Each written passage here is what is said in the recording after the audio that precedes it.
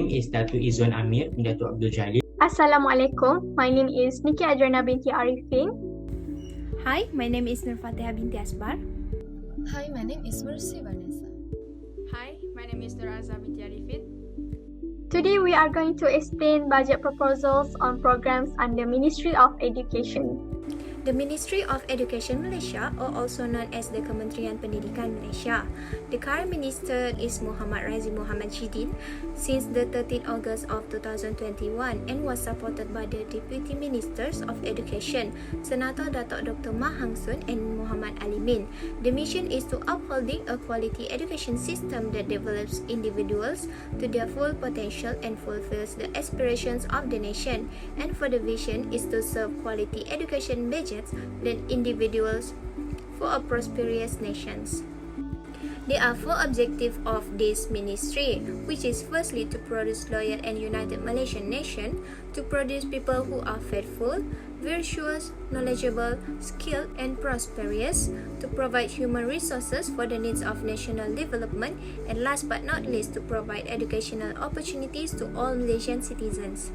First and foremost, we would like to introduce Sign Language Program, which is a long-term program.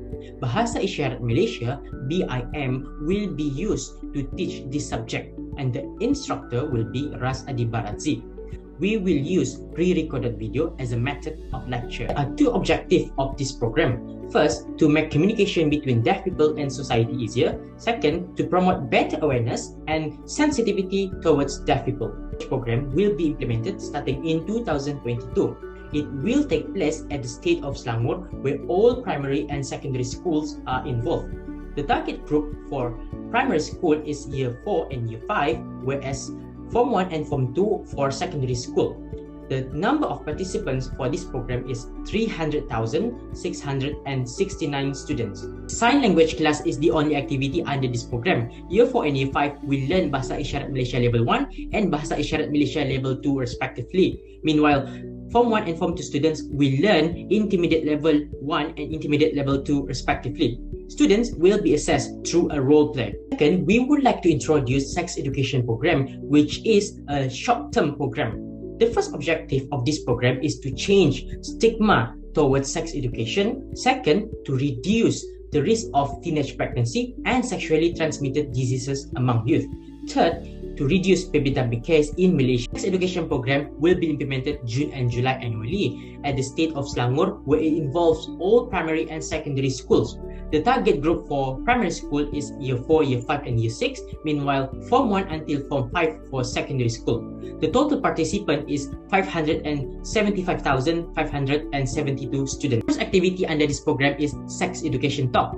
Primary school's topic is basic hygiene, puberty, human anatomy, and sexual harassment. For secondary school's topic, it will cover sexual health, abortion, unwanted pregnancy, and sexual abuse. For the exhibition activity, it will portray infographic of the topics that have been delivered.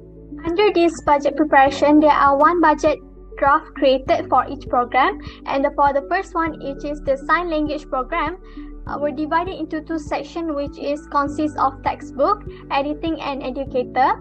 The budget displays a straightforward and correct allocation with the price of 1 unit multiplied by the actual number of units of the commodities. The cost of textbook for the primary school is 5 ringgit, as for the secondary school is 10 ringgit. The textbook price will be multiplied by the number of the students in every age that are being provided. As for the cost of educator and editing, 50,000 ringgit were allocated for the cost of studio that will be booked for videography and editing, while 10,000 ringgit were allocated for the salary of the educator. Therefore, the budget came to a total of 2,245,000 Malaysian ringgit according to each section. For the second program, which is Sex Education Program, it has been divided into 4 sections, which consists of speaker, printing, facilitator, and food and beverage. The first section is for the honorarium for the speakers. There will be 500 doctors occupied for 1,600 schools, including the primary and secondary school, and each doctor will be assigned for 3 schools to give the talk. They will receive 400 for 2-hour session. Therefore, the honorarium for each doctor will be 1,200 ringgit total for 3 schools.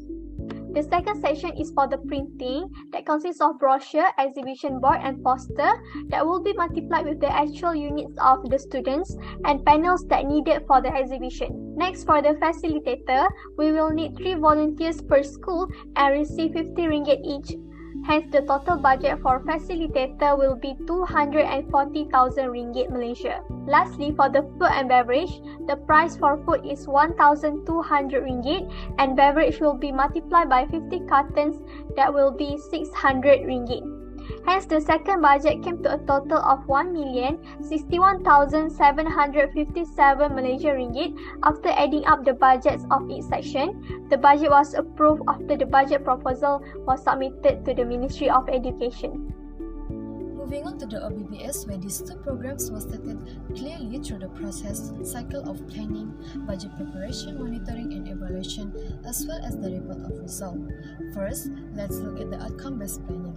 For sign language program, the predicted outcome of this program is that they will provide several benefits not only to the younger generation but to all parties. For instance, a society that is responsive to the needs of everyone, not just people with disabilities, will be created. As for the sex education program, it helps people, especially young generation, to get the knowledge, motivation and skills that they need to make informed choices about sex and sexuality. In sign language program, it is monitored from time to time since it is a long-term program. My result system is one approach to keep track of this program effectively. There is a current annual results monitoring form in this system where we must set a key performance indicator. It aims to increase efficiency and effectiveness in learning to educate the younger generation about the importance of learning sign language.